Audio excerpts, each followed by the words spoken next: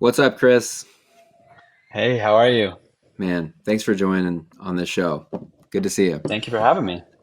So, we were just talking before this that you're living in Franklin, Tennessee, coming from the West Coast. And Yep. how has that been treating you? You're in like music world. You're in songwriter Yes. heaven.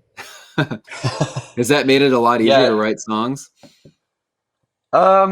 I guess so. I mean, we so much of like the writing that I do has always been really built around just kind of personal friendships and relationships that I've really tried to invest into. And so I think for us, like the advantage of being here is having like the space, like just the physical space and the margin, you know, to make more room for songs and for writing and stuff like that. And so many people that we work with consistently just travel through Nashville all the time. So it's just like Yeah. it solves a litany of like little logistical challenges in order to get into the same room with people. So Yeah. it's been a great time so far. Yeah. I think that's what I would love about living there is just being able to write with people. It's just a lot easier. You're not writing over Skype or like Zoom Right. or and it's just everyone's just there. So, what is your so you're a songwriter. Are you also a worship leader? Do you actually like lead worship? Yeah, I mean, I would say that that's kind of like how I first kind of got involved in serving in the local church, playing guitar, and then after I kind of did that for a while, slowly got more and more comfortable with the idea of singing as well, and so I've been kind of leading worship in one form or another, um, yeah, since I was a teenager. So And how did I that love get it. started? How did that get started? Like, is there someone that like really inspired you or taught you or came beside you and mentored you? Yeah, so I was fortunate enough to have, you know, I was fortunate enough to be raised in church, like I don't have like like a one of those Yeah, wild knockdown drag out testimonies. I'm really proud of the that's fact that like me. I grew up in church. Yeah, I had parents who loved the Lord and yeah, same. wanted to raise their kids in church. And so I got raised up in youth group, like, and had youth leaders who were musicians and worship leaders who saw me and believed in me and gave me Yeah, opportunities and so yeah, so I mean I kind of um, music and uh, my faith have always like walked hand in hand for as long as I can remember, because that's it's always come with like an outworking and a function that takes place in the context of the local church, and yeah, so, and especially always being fortunate enough to, no matter where I've been, like no matter where I've kind of called my home church, always been in a place that's championed songwriting as well, and so I think that that's been one of those things that I think you're so grateful for having pastors and leaders who see the value in that, and yeah, I think that, that's not necessarily always the case. And so I think having always had that sort of wind, in the sails, but behind that gift, I think that that's been something that's always really helped me grow and thrive hmm and just become more and more secure in that kind of gifting, I guess. yeah, yeah. That is like I feel like I have the same story. It's amazing how much happens in like middle school youth group if you're Totally. surrounded by other musicians and people who like see something in you and then just come alongside you and help you out. Um, Right. that was my story too. Same thing. And I'm sure a ton of worship leaders who are watching this. I think it's a good reminder for us to like remember like who can we see now, like who's like a seventh grader or a Yeah, sixth grader now that we can pour into, because like literally those people, I think back to who those people were and they like changed the course of my life. And I'm sure you totally. could probably think the same thing. And like we need to be able to like pour that, kind of give that back, I think. Yeah, and I mean, I think that um, someone told me one time that uh, you know you can think about church you can think about church in a week to week context, or you can think about it in a generation to generation context. And Mm. how would you lead? How would you serve? How would you Hmm. contribute if you were really considering that like you're shaping the next generation of Yeah. followers of Jesus and servants to churches, and I think that when that becomes the approach and the measure that you're kind of using, it changes the way that you invest into people. It changes the way that um, the risks that you're willing to take, like, and it changes the way you handle failure. It changes the way that you handle success. It just puts everything in such like a kingdom context. Yeah. And um, and so yeah, I try to make sure I've always just got someone in on my mind that I'm thinking about, and that I'm open. I'm doing what I can to be a door, like a like a door holder for them, Yeah. and Yeah. and so I think that's a huge part of what we do as worship leaders. Yeah. So how did you get started with Hillsong? Like how did that connection ever happen?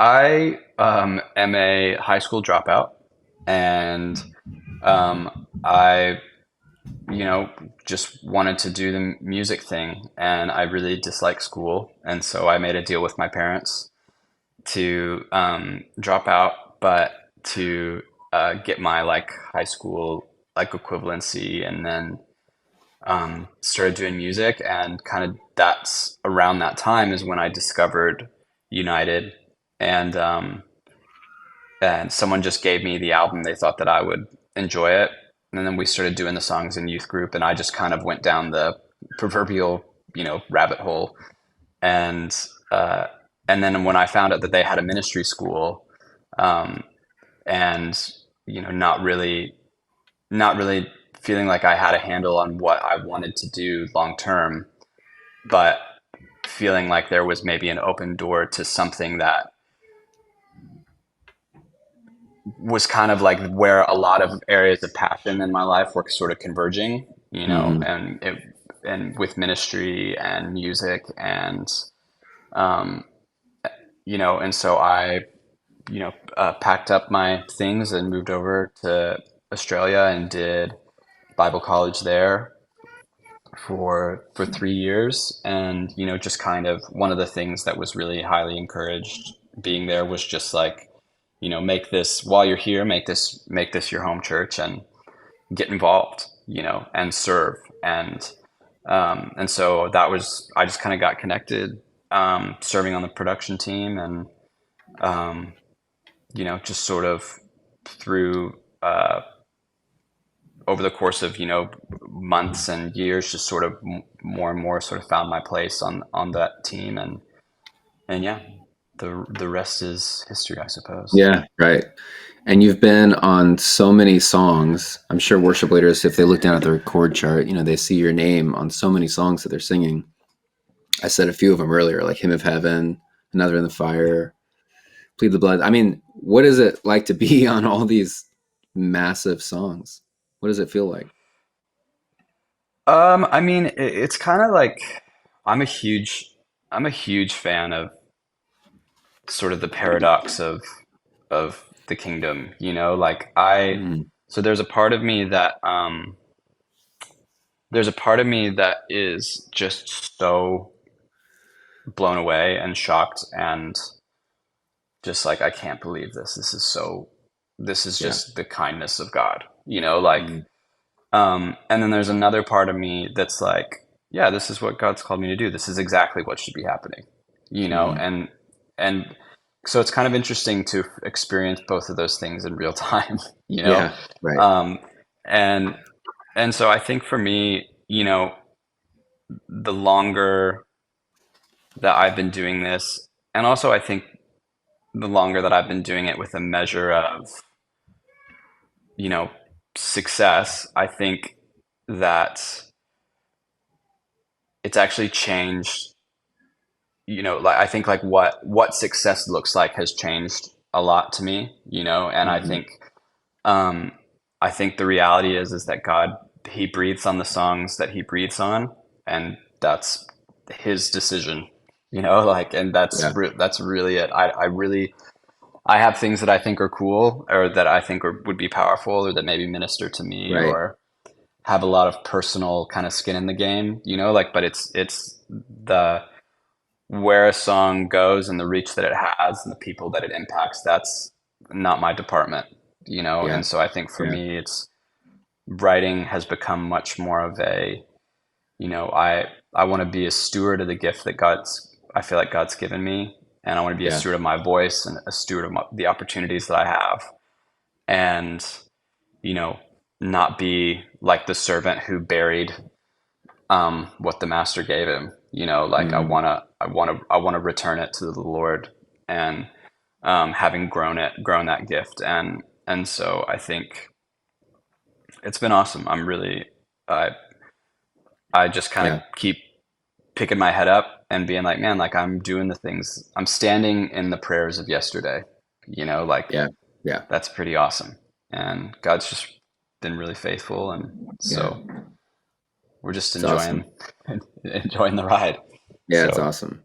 So, what is your favorite way to write a song, or like your typical writing process? And I know that like co-writing is like obviously like a lot of those songs like were co-written. right. Do you like, I feel like you'd have to say yes to that. But like, do you like writing alone, or do you really prefer co-writing with people? Or Yeah, I mean, to be honest, I really struggled with co-writing initially, and I didn't really like it. And I think I felt I was very like precious about everything, and very uh kind of like almost prideful, like with my ideas, and so I think um I started trying to view co-write like writing alone more as preparation for co-writing, and because I just mm, think that God is very much into partnership, and he's into collaboration. Like, I think he blesses unity. Like, I think that's very clear in scripture. And so I think for me, I started trying to go, I want to always be prepared with an idea that I'm passionate about, but I want to make sure that the people that I'm writing with are people that I share values with, and not just faith values, but just like life values. And so mhm, I think um, I'm not like necessarily the type of person who would say yes to anyone who's asking to write. mhm, I take that, I take that, quite seriously, because I go, like, I want to get in the trenches with these people. Like, I want to write real life songs with them. And so I think the process for me often, um, we were having this conversation last night with a few people, and, talking about how, we'll set up a time to write with someone, and I'll kind of show up with like three different ideas normally, and mhm, one of them will basically just be a title, just to see if it gets, if it is, if yeah, there's something interesting there. And one will be, 30 or 40% done, just in case, like that stirs something up. And then one will be like pretty much ready to go, like, just yeah, because sometimes people, aren't feeling inspired, and so I don't want them to feel like they've had a bad write, because yeah, I'm happy to take the gap. And so I started trying to think of myself as having a little bit more of a utility style, like, role, as far as a writer goes, like yeah, being able to read the room, read the people that I'm writing with, see where there needs to be a little bit more strength and kind of take that gap. Yeah. And, and I think the majority of the writers that I have really come to esteem and like love and look up to are all the best co-writers. They're just Mm. champions of other people's songs, and they take Yeah. good songs and make them great songs. Yeah. And so I think I saw that as a quality that I was like, man, I would really love to have that. And Yeah. so I kind of I've worked really hard to try and like um not always like feel like I've got to be like the hero, like proving that Yeah. I'm the best writer in the room as much as I'm going. I just want to do whatever needs to be done to make this the best song that it can be, Yeah. and um So you'll bring a and so yeah, song that's so I maybe think 98. You'll bring a song that's maybe 98% done, even 99% done, and willingly sometimes, just yeah. hold it with open hands and be like, "Hey, you guys can come in on this song. Like I wrote this alone, but I'm bringing in Yeah, I like mean, two other writers." I think so. I mean, I think that pivoting back to the relationship side of things, if you trust the people in the room that you're with, Hmm. like that's an easy decision, Hmm. because that are you're working with people who that um, they have the same end goals as you. They have the same they have the same principles. They do things Yeah. with this, hopefully with a similar measure of excellence and quality. And so I think that someone told me one time to never have a songwriting poverty mentality, and to um, feel like whatever idea you've got, like you've got to hold onto it with both hands, and you've got to jam Right. it onto someone's record. Like I just think that it's just a um, I would never say it's the wrong way to go about it, because I'm not into like lots of like, oh well, this is right and this is wrong. But I would say that I think that the Jesus way of serving people is often very open-handed, very like not looking for credit, Hmm. and so I kind of try to take that approach with my writing, and based on what the artist or friend needs, just try to serve that and Yeah. come alongside them and help, as much as I can. Yeah. It's awesome. All right. So where are you right now? Are you like in a writing room, or it almost looks So like you this have is like sound my panels at the top or something? no, this house that we moved into in Nashville, we one of the major selling points was there's like for reasons passing understanding, I guess, just God's kindness, there's a little old kind of chapel building on the property. And so we were able to, clean it out and give it a little bit of TLC and turn it into a writing space, which I've never had like a dedicated writing space before. So it's a little surreal. And it's nice because it's, just a quick little stroll across the yard Yeah. to the spot, and have people come over and they can stay at our house if they want to. And Yeah. um, And so it's an actual chapel. yeah, I mean, I'm the this is in front of me is a stained glass window. So What? Was so it actually a church it's like all that was used at one point, or? we've actually reached out to the town, like locally, to Yeah. figure out, like kind of get some information, because it's very like I don't it doesn't really make any sense. So why it Wow. would be here. So I think we That's just wild. kind of it was I mean, for me, I saw it and I was like, yeah, we should definitely do this. And my wife was like, do you want to look at the main house? And I was like, no, I'm good. Like this Yeah. Right. this is Yeah. If good. there's a church I'm there, gonna be yeah, that's happy. awesome. Yeah, that's So amazing. So, if you could go back and tell a young version of yourself, let's just say you're having coffee with like a young new worship leader, or maybe it's you, like when you were 15, before all this stuff happened, what advice would you give for the road ahead? What would you say? Um, gosh, I would say um, you don't have anything to prove, and if you can find a way to anchor who you are, your identity to Jesus and not to what you do, and not be Mm, defined by what you do, you're gonna you're gonna go as far as you want to, and God's gonna do everything that you like dream yeah, of him doing through you. Um, yeah, I would say you have everything that you need to do everything that God's called you to do, and yeah, you always will, and I yeah, think that, I look back on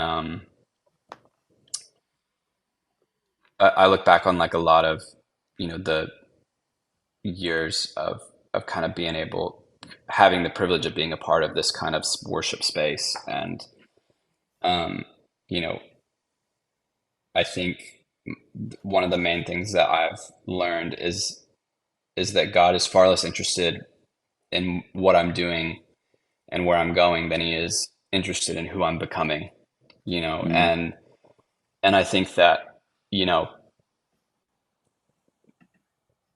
my job first and foremost as a follower of Jesus isn't to be a great songwriter, it's to become more like him. mm, And I think that that is the whole ball game, and all of these things will be added unto me, if I seek him first. And so I think, you know um, going yeah, after opportunity, going after influence, going after, numbers and metrics and charts, like, um, I hope that, this doesn't sound arrogant, but it's like I've kind of tasted of that world. I've kind of tasted of that a little bit, and it's not as satisfying as people think it is, mm, and I think that the one well that has never run dry is the Holy Spirit.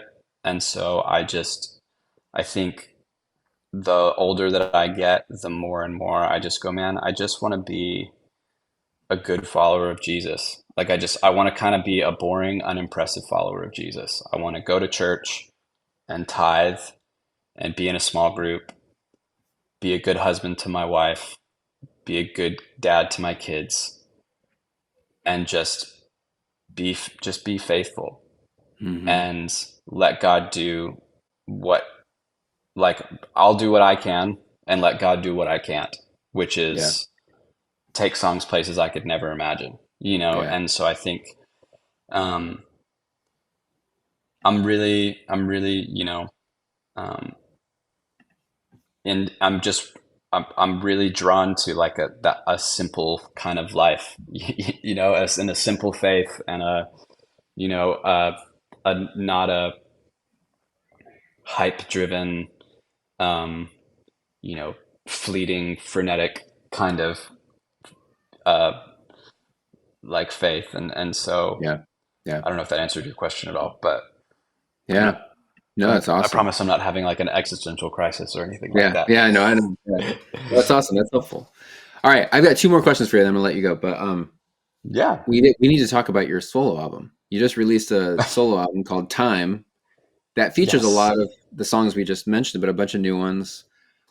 Tell us about the album. Tell us if there's like a favorite song on there, if you can actually pick one, or one that you would encourage a worship leader to check out. Give us a yeah. overview of what's going on there.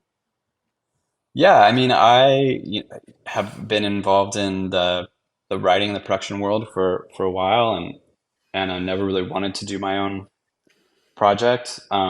Just wasn't an interest or a kind of a desire that I had, and Yeah, I kind of felt, um, I kind of started feeling that leading from from the Holy Spirit, and I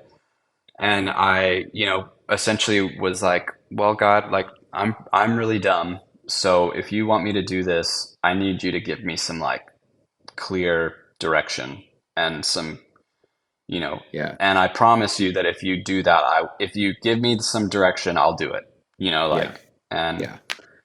and, you know, of course, over the, you know, next several weeks, I had, you know, 5, 10 people reach out to me and be like, "Hey, have you ever thought about doing this solo project?" You know, and so just kind of had a collection of songs that I really was passionate about that, for one reason or another, hadn't were yet to find a place, you know, um, and so just kind of got some friends of mine together who I really trust and believe in and feel really connected to, like just people who are just I feel like are like-hearted worshipers, Yeah. and got them in a room and just kind of hit record and just to see what happened, and came out with something that I think is really genuine and authentic and hopefully is more inclusive than it is impressive, you know. And I think yeah, I mean, I would say for me, um, one of the songs that's on further, I guess, further back on the record that I really enjoy singing is there's a song called God Problems. Um, and you know, it just was written in a with Naomi Rain and a guy named Daniel Bashta and another guy named Ryan Ellis. And um, we were just having this conversation about there are just like some God-sized problems, you know, like facing that we are facing, that the church is facing, that the country's facing, that the world is facing. There are some problems that they are like we can try to strategize our way out of this as the church, Mm. or we can be humble enough to be like, that's a God-sized problem. Like, and Yeah. that is, and we need to just give those things back to God and Yeah. let him be who he is and do what he does. And, you know, and so that kind of was written and threaded through the lyrics of the song, you know, that there's just some problems that only God can fix. And I just kind of there's something about that resolve to me, that doesn't feel like I'm abdicating responsibility as much as I'm humbly going, God, like you're the boss and you do what you want, when you want, how you want, with who you want, you know, like, Mm. Yeah. and I think that this song reflects that. And for me personally, I think that it's a faith building declaration, you know. And Yeah. um, so yeah, so I love that song. I think would be a fun song to sing in church. And Yeah. but yeah, I mean, it's been a great experience, and having so many people, feeling like there's just so many people in our corner through the whole process has been Yeah. pretty incredible. That's awesome. All right. Well, if you're listening to this, make sure you go listen to Time wherever you listen to music. And give us. So my last question for you is just kind of give us a personal look, if you can, into like what does a normal week look like for you there in Tennessee? Like, are you songwriting every day? Are you traveling like a bunch of times during a week? Are you doing school drop off? You know, Yeah, are you the breakfast yeah. I guy? mean, Like, are you making all the breakfast at the house? Like, what does a normal week look like for you? I mean, we're definitely a little upended right now as a family because we kind of like moved here, and you know, getting into our house was delayed, and then by the time we got into our house, everyone was out of all of our kids. Both of our kids were out of school, so we're Yeah. definitely craving a little bit of rhythm and structure, you know. Yeah. So we're Yeah. holding on for school to start again. Yeah. But I mean, I am not a like a butterfly chasing creative, you know. Like I'm a big fan of like uh structure and routine, Yeah. and that's just kind of how I roll. Like I said before, like I don't know if there's a right way or a wrong way to do it. I just know what has worked for me in the Yeah. past. And so I think for me, like I would say like a standard week um would be I try to be up early, you know, at normally around like 5 or so, and try to get in a quick little morning routine before my kids are awake. That doesn't happen that often, Yeah. you Yeah. know, but I try to go, like, how can I quickly open my Bible, quickly do like a little meditation, get a little workout, Yeah. like how can I get my head on straight Yeah. Yeah. before my day takes off. And and then, I kind of do um we get kids to school, and then um How old are your kids? I would say 7 and 3. Okay. So So you got like kindergarten and preschool or y- yes, so we're in the trenches, but yeah. we're loving it. But yeah, so I mean, we get kids to school, and then I normally would head back to like the house and get into the studio around then, Yeah. and I think normally have some writing scheduled, Yeah. or working on a project. Like I'm producing an album right now that I'm really excited about for a new artist, and I kind of try to have like 2 or 3 days of writing and a couple of days of production work, Mm. Yeah. like, Yeah. and then, but I mean, like, there's a huge ebb and flow for us. Our oldest son, is autistic. And, so he is my best friend. But it definitely, introduces, we would always say our life isn't harder than anyone else's. It's just different, Yeah. and Yeah. so you know I do like a lot of work from like 10 to 2 or 10 to 3, Yeah. and then I like jump into dad mode, and Yep. for a few hours, and then I'll, depending on where I'm at and what my workload is, like I'll come, and I don't know if this is the healthiest thing in the world, like put in a couple more hours after everyone's in bed, if that's what's needed. And Yeah.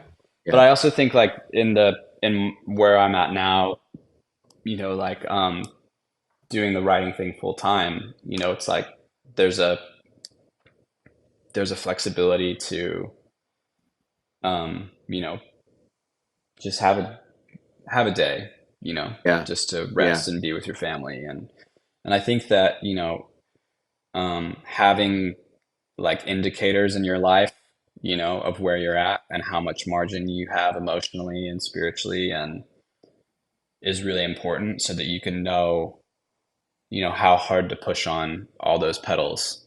Yeah. And um, like someone told me one time, like, if you're not going to decide how to spend your time, life would be happy to decide for you, like. And Yeah. so I think I've Yeah. just kind of tried to get really intentional about um, using my time wisely, and showing up when I say I'm going to show up, and being done when I say I'm going to be done, Yeah. and Yeah. um, and Yeah. I think it's those little things, those that add up to the big Right. wins, and Right. so I think that that's Right. um, a little peek into the Yeah. the chaos theory that is life sometimes. Yeah. That's an awesome peak. What church do you guys go to down there? We're still kind of finding our Still way. We, we're just kind of getting settled. Like yeah. uh, with our son, like going to church is a little bit more of a uh, it's it just kind of has some Yeah. some unique There's some more things that we need steps, to but work through. yeah. Yeah. Yeah, and so I think we're just kind of like going slow, and Yeah. just kind of trying to find a place where we feel like we can Yeah. just thrive as a family, and everyone in Nashville's been really generous, like I think a lot of people were like, hey, like, if you want to come be a part of here, if you want to lead Yeah. worship, like we'd Yeah. love to have you. But there's also been like no pressure, Right. people have just Right. been really generous and kind, and Right. Right. it's been awesome so far. It's awesome. Well, thanks for sharing a little bit about, just what life looks like for you there, and also Yeah, man. songwriting, and sharing about your new album. Hope everybody goes and listens to it. Find it, Spotify, Apple Music, wherever. It's probably everywhere, right? Yes, sir. So, man, thanks so much for taking the time to have this conversation. It was great meeting you Yeah, as of well. course. And thanks for what you're doing. Thanks for all the songs you're writing. You're helping so many worship leaders around the world lead worship. And so thank you for just like your faithfulness in that, your consistency in that. Man, I appreciate that. Thank you guys for All right. having me. All right. We'll see you later.